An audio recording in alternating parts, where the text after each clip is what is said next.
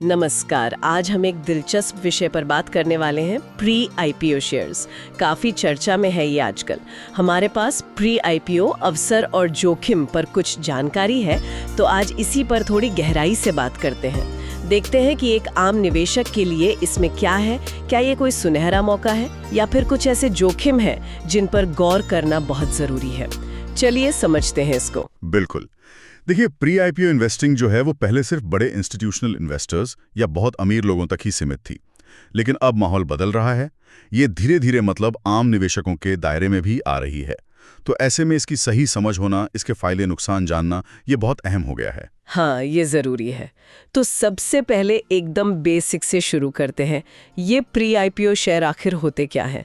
सुनने में तो बड़ा अच्छा लगता है कि कंपनी के पब्लिक होने से पहले ही उसका हिस्सा खरीद लो। हाँ, सरल शब्दों में अगर कहूँ तो ये किसी प्राइवेट कंपनी के वो शेयर होते हैं जो कंपनी अपना आईपीओ लाने से पहले, मतलब स्टॉक मार्केट में लिस्ट होने से पहले, कुछ निवेशकों को बेचती है।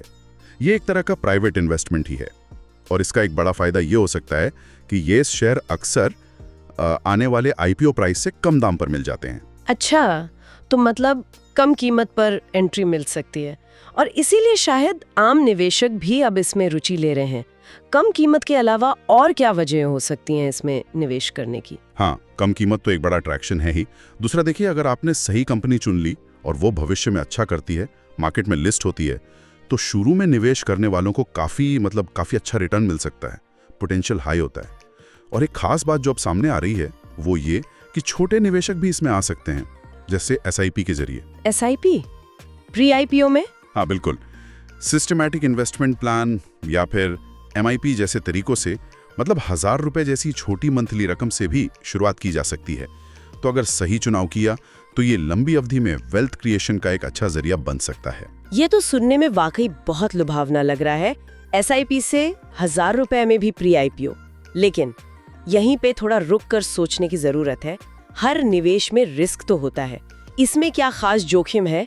मुझे लगता है बहुत से लोग डरते होंगे कि पैसा फंस ना जाए या कंपनी लिस्ट ही ना हो कभी।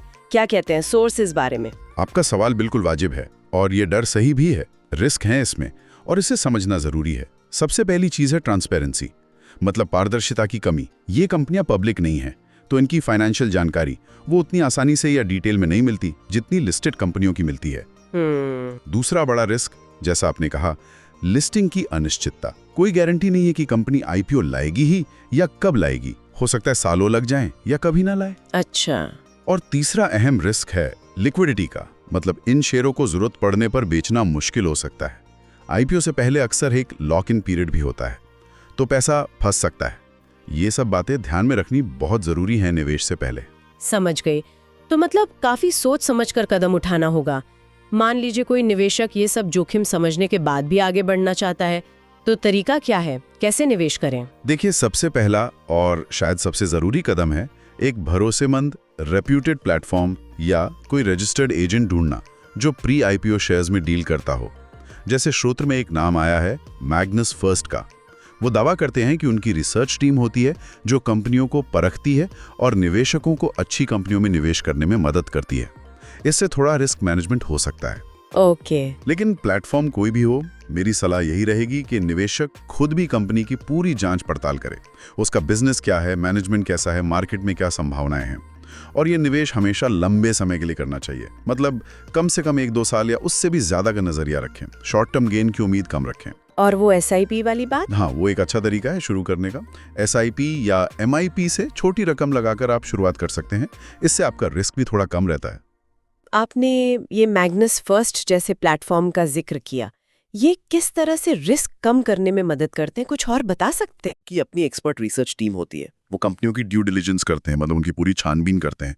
वो शायद आपको कुछ चुनिंदा कंपनियों की लिस्ट दे सकते हैं जिनमें निवेश के मौके हो सकते हैं। पूरी प्रक्रिया में गाइड भी कर सकते हैं।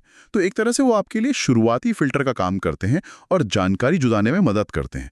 लेकिन हाँ, आखिरी फैसला और रिस्क तो निवेशक का अपना ही होता है। बिल्कुल। तो संक्षेप में कहें तो प्री आईपीओ एक आकर्षक मौका देख सकता है, इसमें पोटेंशियल भी है, लेकिन इसमें उतरने से पहले होमवर्क करना, जानकारी जुटाना और धैर्य रखना बहुत ज्यादा जरूरी है। जल्दबाजी ठीक नहीं। बिल्कुल सही कहा आपने। सिर्फ हाई रिटर्न की कहानियों के पीछे नहीं भागना चाहिए। कंपनी के फंडामेंटल्स देखने चाहिए, उसकी वैल्यूएशन समझने की कोशिश करनी चाहिए, जो कि प्री आईपीओ स्टेज पर आसान नहीं होता, और उसका बिजनेस मॉडल, फ्यूचर प्रॉस्पेक्ट्स, इन सब का विश्लेषण जरूरी है। और जैसा मैंने कहा, हमेशा लॉन्ग टर्म सोच रखें। ये क्विक मनी बनाने का तरीका नहीं है। इस पूरी बातचीत से एक बात तो साफ है कि सावधानी हटी, दुर्घटना घटी वाला मामला हो सकता है यहाँ। चलिए जाते जाते एक सवाल श्रोताओं के लिए छोड़ जाते हैं सोचने को। जब कोई निवेशक किसी कंपनी के आईपीओ में आने से पहले उसका मूल्यांकन कर रहा हो, तो उसे किन गैर वित्तीय पहलुओं पर, मतलब नॉन फाइनेंशियल फैक्टर्स पर सबसे ज्यादा ध्यान देना चाहिए? वो चीजें जो शायद बैलेंस शीट में साफ साफ ना दिखें।